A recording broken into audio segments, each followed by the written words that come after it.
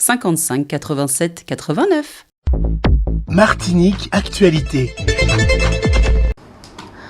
Encore un maire qui démissionne en Martinique après celui de Casse-Pilote. C'est au tour du maire du Vauclin de faire savoir qu'il entendait mettre fin à ses fonctions.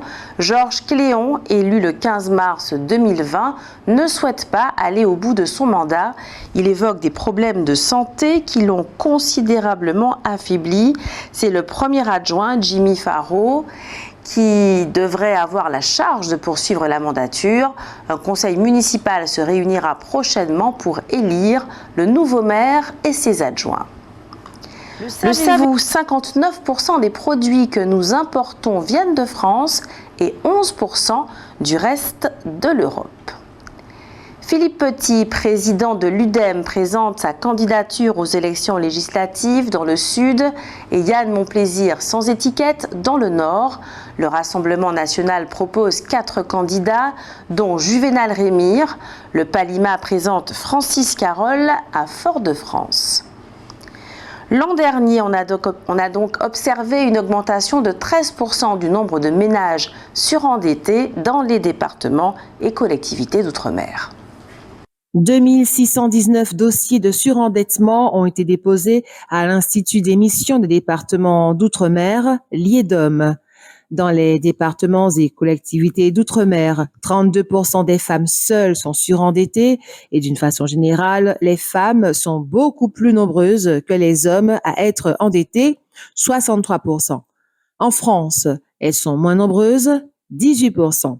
Par ailleurs, 54% des ménages surendettés dans les départements et collectivités d'outre-mer n'ont aucun moyen d'éponger leurs dettes.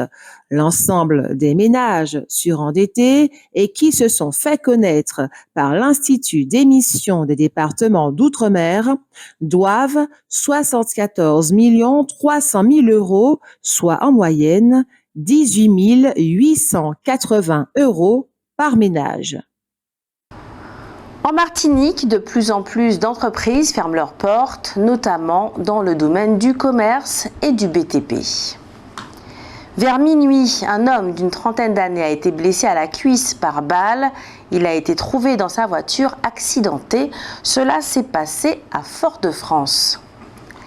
Les conseillers exécutifs de la collectivité territoriale de Martinique, la CTM, se sont prononcés favorablement sur la reconduction du dispositif Un job, un saisonnier pour cette année 2024. Initié en 2022, ce dispositif permet aux jeunes Martiniquais de bénéficier d'une période d'immersion professionnelle allant de 15 jours à 2 mois maximum pendant les mois de juin, juillet et août. Il s'adresse aux jeunes âgés de 16 à 29 ans avec une priorité donnée aux étudiants, aux jeunes n'ayant aucune expérience professionnelle, aux personnes en situation de handicap, aux bénéficiaires du RSA et aux jeunes demandeurs d'emploi.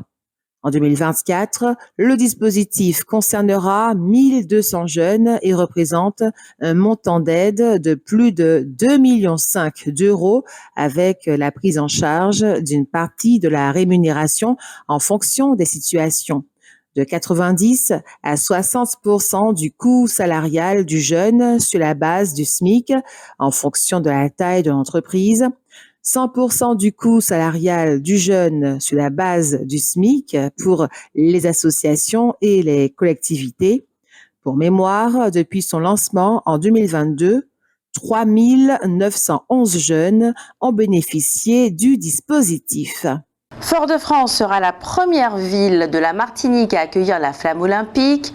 Venant de la Guadeloupe, elle arrive le dimanche 16 juin à 18h30 à bord du Maxi Banque Populaire.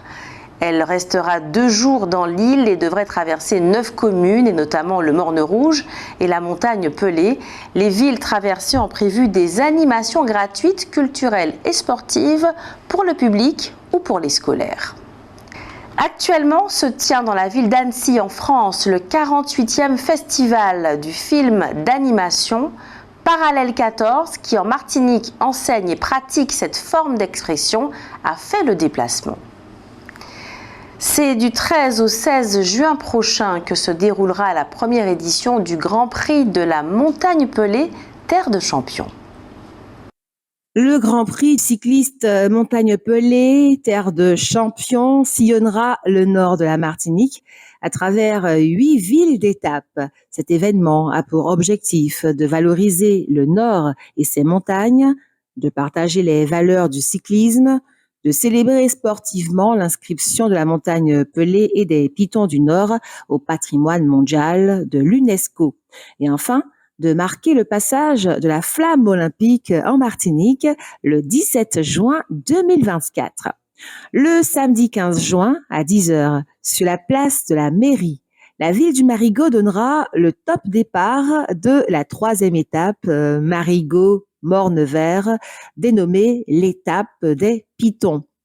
La centaine de coureurs en liste venus de clubs de Martinique, de Guadeloupe et d'ailleurs aura à parcourir un peu plus de 80 km en empruntant le parcours suivant. Par la nationale 1, mairie de Marigot, Sainte-Marie, Trinité, Robert, Brasserie-Lorraine, puis giratoire Mangovulsin, giratoire Mao et Bélem par la route départementale 15 jusqu'au giratoire Manioc pour rejoindre la nationale 4 au bourg de Saint-Joseph.